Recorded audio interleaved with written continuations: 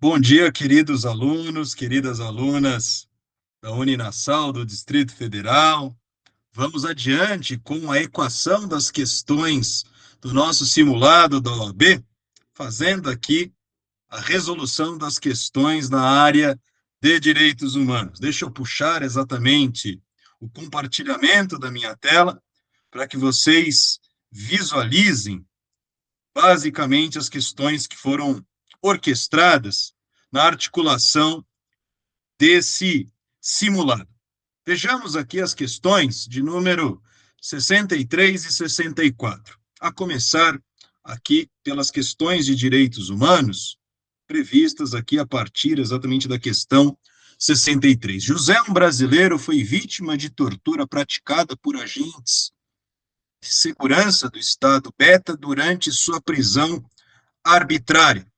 Após esgotar todos os recursos na justiça interna, isto é, no plano doméstico, sem obter reparação, José decidiu levar o caso à Corte Interamericana de Direitos Humanos. Então, veja que é uma questão de direitos humanos que envolve a Corte Interamericana de Direitos Humanos, o próprio Pacto de São José, e veja o comando em relação à questão de número 63 sobre o acesso de jurisdição internacional dos direitos humanos, assinale a afirmativa correta. Então, é importante que vocês verifiquem nessa questão o acesso à jurisdição internacional na promoção dos direitos humanos, em especial no sistema interamericano de direitos humanos. Vejamos aqui as alternativas. Alternativa A: José pode peticionar diretamente à Corte Interamericana desde que apresente provas da violação.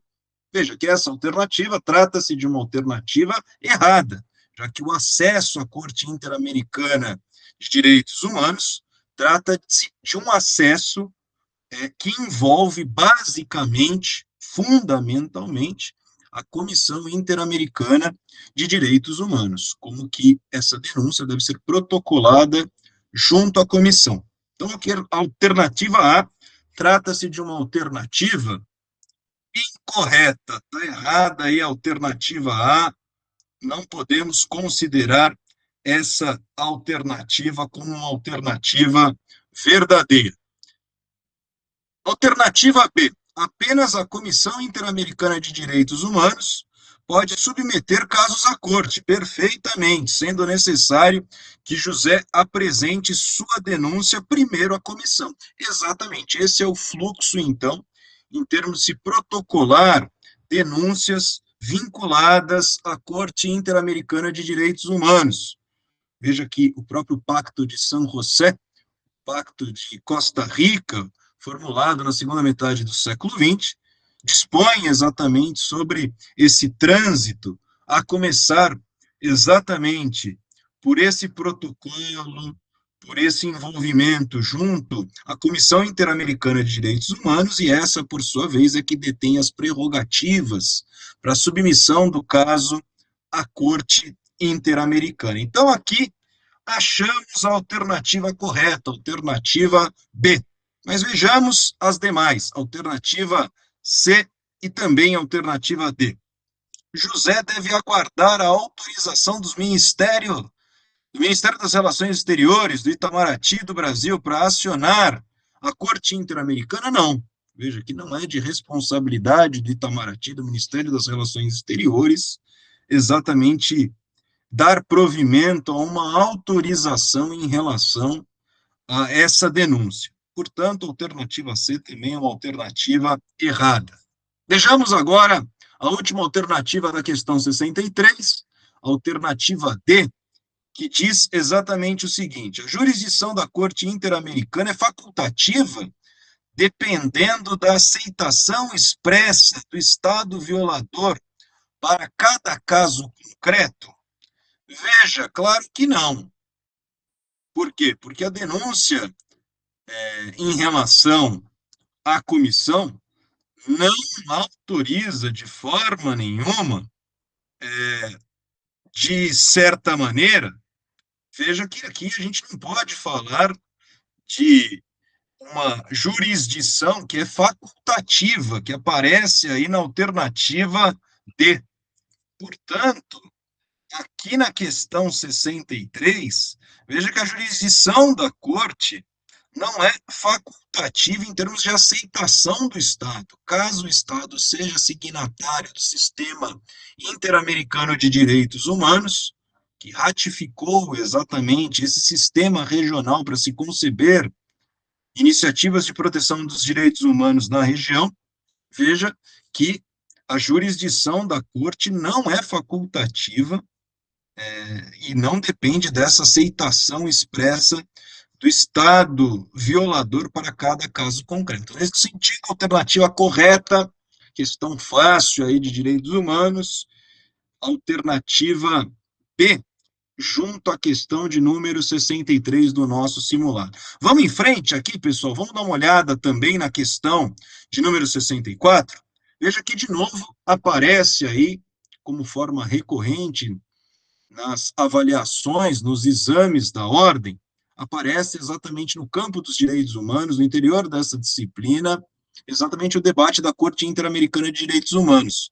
Então, veja que na questão 64, novamente, uma decisão da Corte Interamericana de Direitos Humanos condenou o Brasil a indenizar vítimas de violação de direitos humanos e promover investigação e punição dos responsáveis.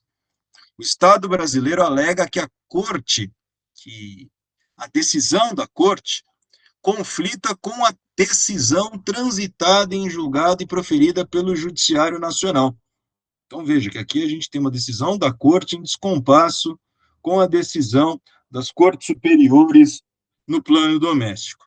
Sobre a eficácia das decisões da Corte Interamericana no ordenamento jurídico brasileiro, assinale a alternativa correta. Vamos ver aqui as alternativas da questão de número 64. Alternativa A: as decisões da Corte Interamericana têm eficácia de recomendação. É recomendação, pessoal? As decisões da Corte Interamericana? Claro que não, né? Cabendo ao Estado decidir sobre o seu descumprimento ou sobre o seu cumprimento? Claro que não, né? Então veja que aqui na alternativa A, não estamos falando aqui do caráter recomendativo das decisões da Corte Interamericana de Direitos Humanos. Portanto, alternativa A, alternativa errada. Vejamos as demais. As decisões da Corte Interamericana devem ser cumpridas pelo Brasil. Exatamente, já que o Brasil ratificou o Sistema Interamericano de Direitos Humanos, inclusive ratificando do ponto de vista do nosso ordenamento jurídico a internalização desse sistema de proteção dos direitos humanos. Então, veja que aqui estamos diante, fundamentalmente, da decisão devendo ser cumprida pelo Estado brasileiro, podendo, inclusive, resultar na revisão de decisões judiciais internas transitadas em julgado quando incompatíveis com a condenação internacional, perfeitamente. Então, aqui, veja que no caso do Brasil, nós estamos falando de um caso concreto, onde, veja que o Brasil ratificou a Convenção Americana de Direitos Humanos e aceitou a jurisdição da Corte. Então, essas decisões podem exigir, além de reparação, de medidas de não repetição e de revisão de decisões judiciais internas, podem também, inclusive, revisar aquelas decisões transitadas em julgado quando são incompatíveis com a condenação internacional. Então, alternativa B, aqui nessa questão de número 64, trata-se da alternativa correta. Vejamos as demais. A decisão da Corte Interamericana só tem eficácia após a homologação do Supremo Tribunal Federal? Claro que não, né? O Supremo não homologa decisões da Corte Interamericana de Direitos Humanos. E, por último, alternativa D, na questão 64, o Brasil pode descumprir a decisão mediante denúncia da Convenção Americana de Direitos Humanos? Não, o Brasil ratificou, como eu disse, o Brasil é parte da configuração desse sistema de proteção dos direitos humanos aqui na América Latina, a partir do Pacto de São José, Então, veja que a denúncia da convenção não autoriza o descumprimento das decisões já proferidas, que seguem um próprio rito, né? Então, veja que a alternativa D também não é uma alternativa correta.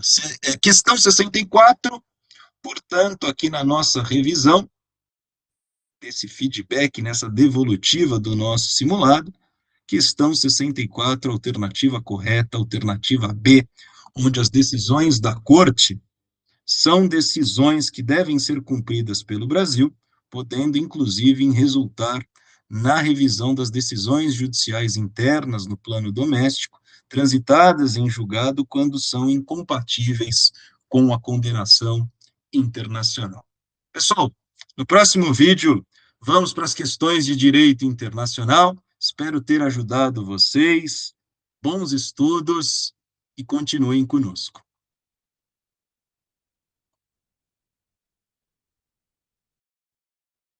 Muito bem, pessoal. Professor Gustavo Menon voltando para a equação das questões do nosso simulado, junto à disciplina de Direito Internacional. Vamos passar para a tela para equacionar mais duas questões, agora na área do Direito Internacional.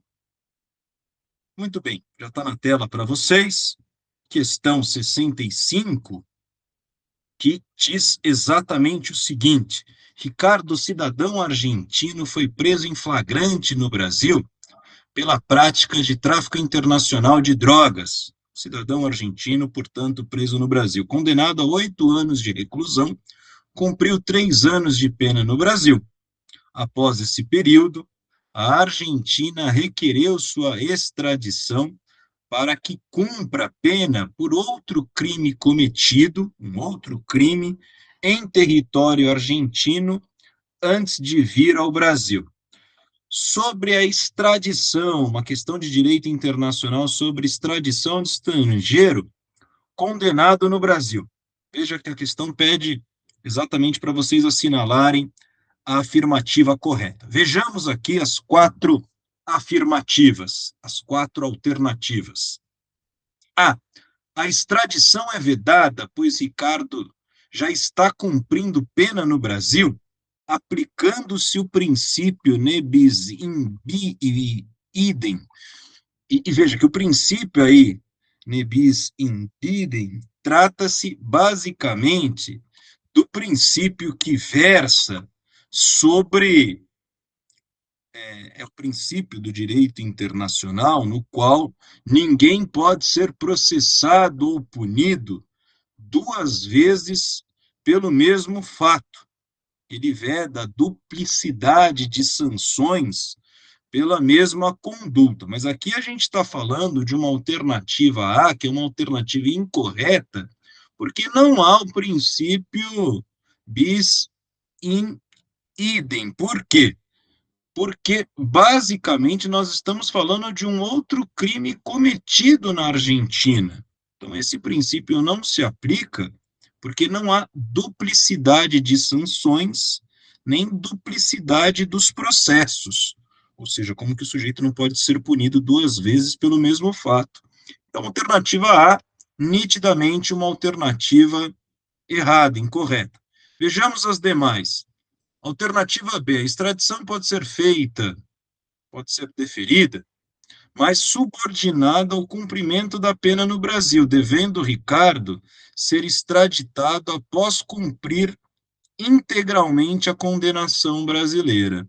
Então, veja aí que essa alternativa trata-se da alternativa correta. E por quê, professor?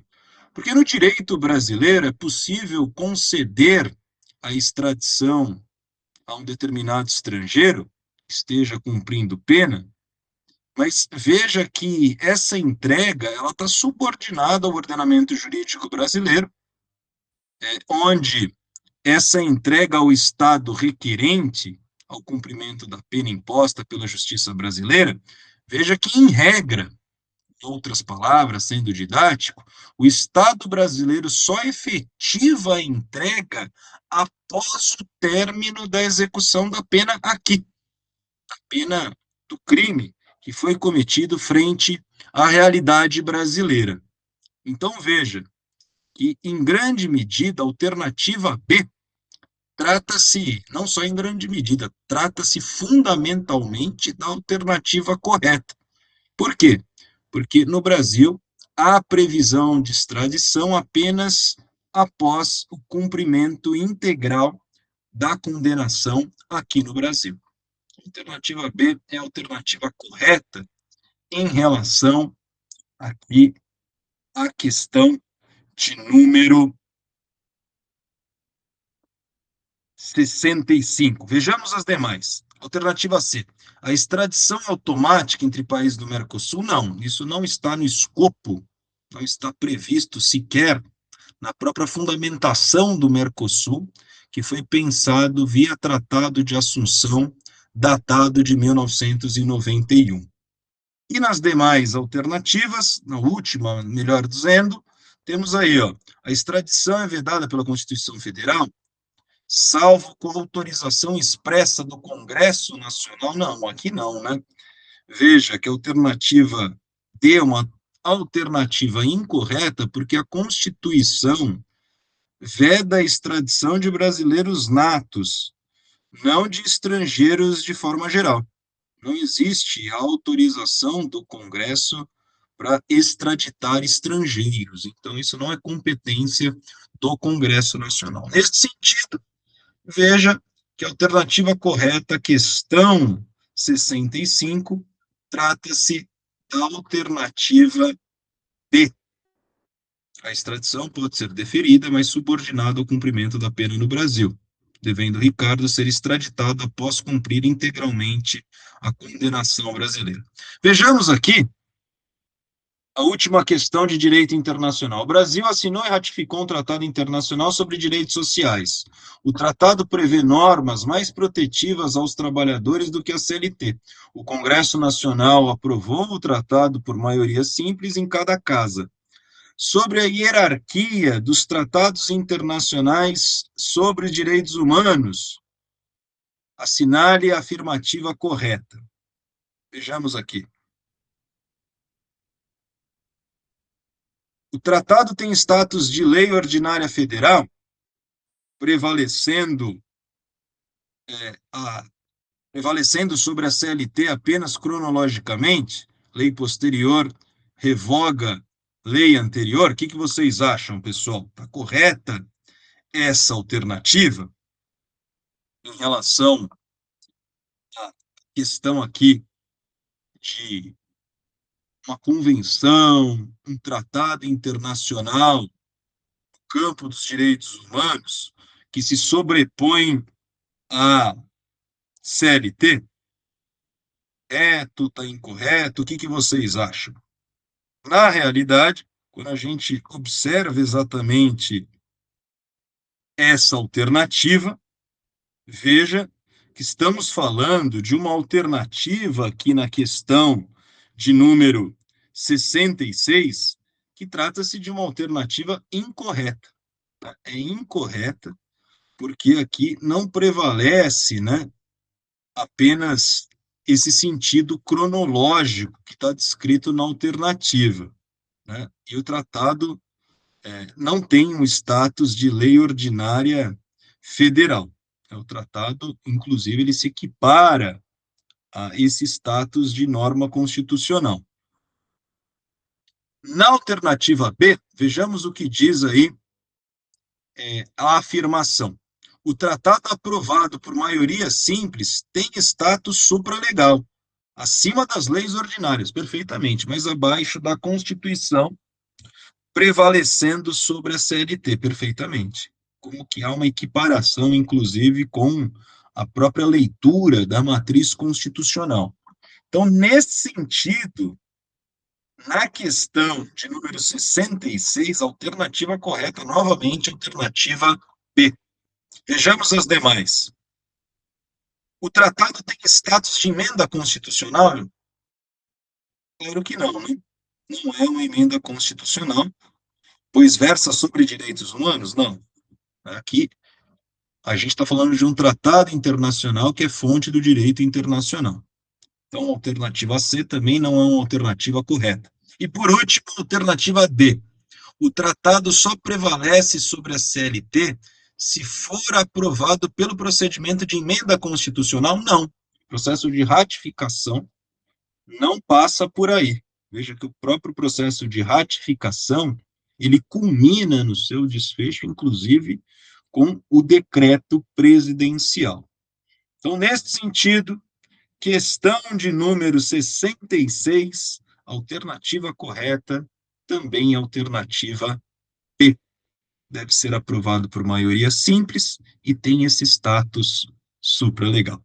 Pessoal, continuem estudando, continuem com o nosso simulado, com a nossa rodada de respostas, de feedback, e vejo vocês na Uninasal do Distrito Federal. Forte abraço a todos e um excelente final de semana.